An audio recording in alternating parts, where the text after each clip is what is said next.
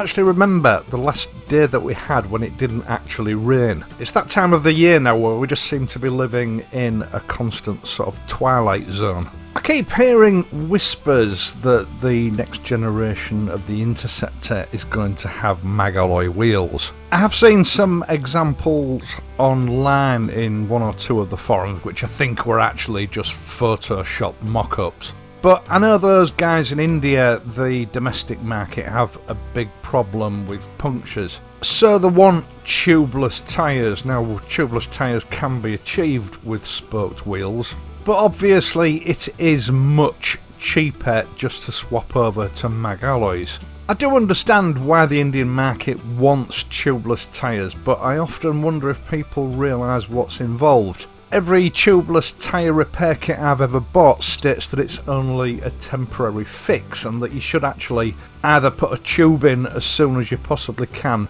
or discard the tyre and get a new one as soon as you can. It's only a temporary fix. A sort of a get you home measure. Now, I sincerely hope that they don't introduce the mag alloy wheel version, if that's what's going to happen, to the Western market. Obviously, punctures do happen here in the UK, but they're not so much of a problem as they seem to be in India. But my main concern is the styling. I mean, we've got a sort of 1960s style modern classic, and mag alloy wheels didn't appear until right at the end of the 1970s. In fact, they didn't become mainstream until the early 1980s. Not just because they looked sort of more modern, but because they were also a lot cheaper to build than a standard wire spoked wheel. So if it happens, hopefully they'll either offer them as a factory option or there will be different versions for different markets and we'll continue to get the alloy rim with the spokes. Because for me personally, the mock-up that I saw, which I think would have been fairly accurate, was horrible. It just destroyed the character of the bike. We've been in our third lockdown for just over a month now. And if you remember a couple of weeks ago, I sort of told you that I'd utilised some patron money to buy in some Royal Enfield accessories for both the Interceptor and the Classic 500. As you might remember, a week or so back, I reviewed the pannier rails for the Interceptor from Royal Enfield, which were, to be honest, a bit of a disappointment. But I must admit that it's the first time that I have been disappointed with a Royal Enfield accessory. Now, at the same time, I also bought a sump guard for the Classic 500. It is actually the sump guard intended for the Trials version, but Royal Enfield did assure me that it also fits the standard Classic 500. So look out for that. That video will be coming up in the next few weeks. But I also got a couple of items that I've been waiting for quite a while for the Interceptor. And it's something that I intended fitting on the Interceptor quite early on when I first got it, but every time I looked it was out of stock. And they also do a very similar version for the Classic 500.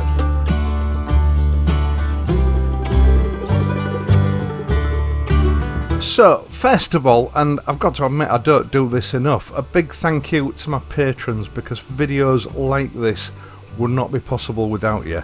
The oil filler caps on both these bikes are nothing to shout home about. Pretty average functional piece of equipment. They serve a purpose and that's just about all you can really say about them.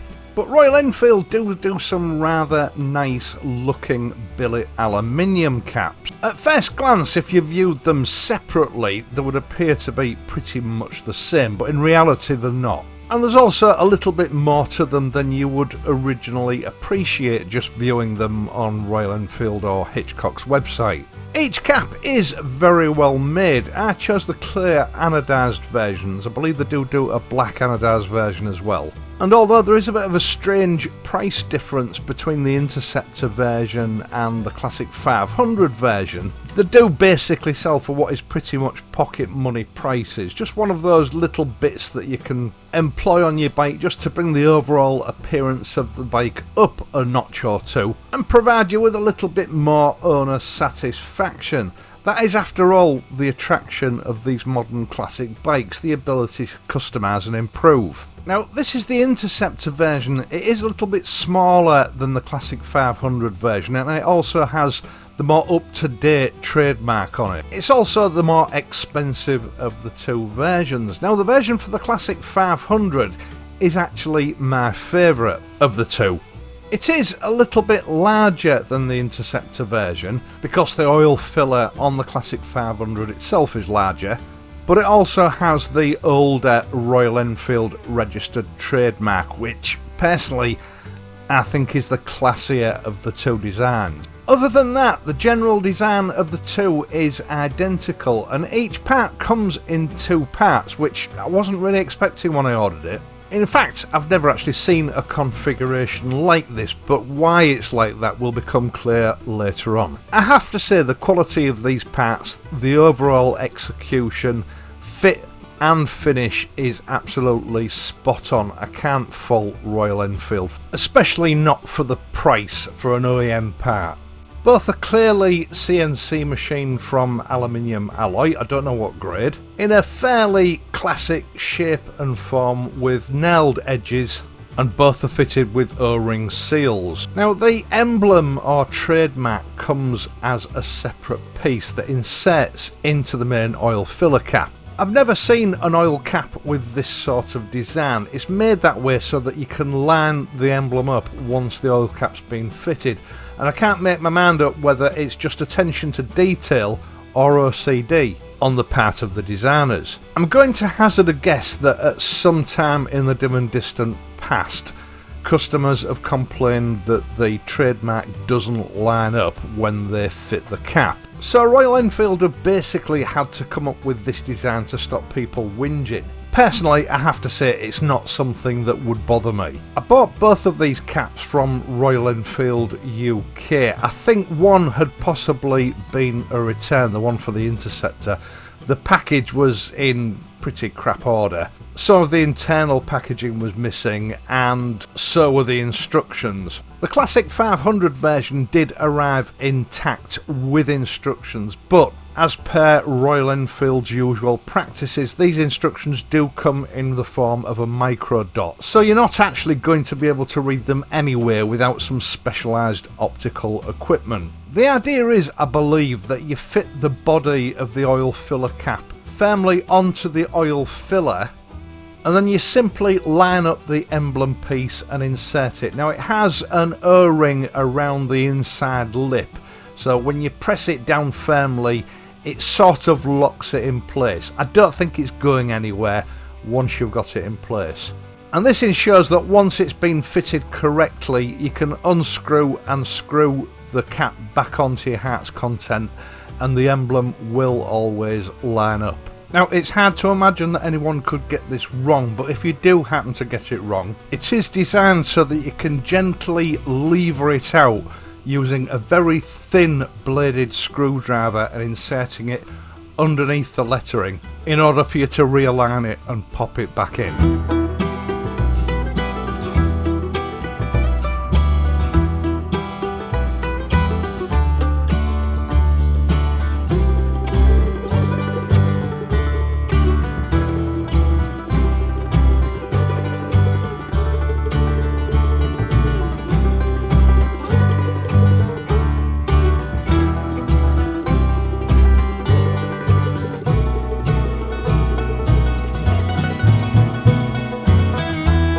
Usually with these kind of parts, whenever I review them, I get a slew of comments from people saying, oh, they'll just attract people's attention and they'll get nicked.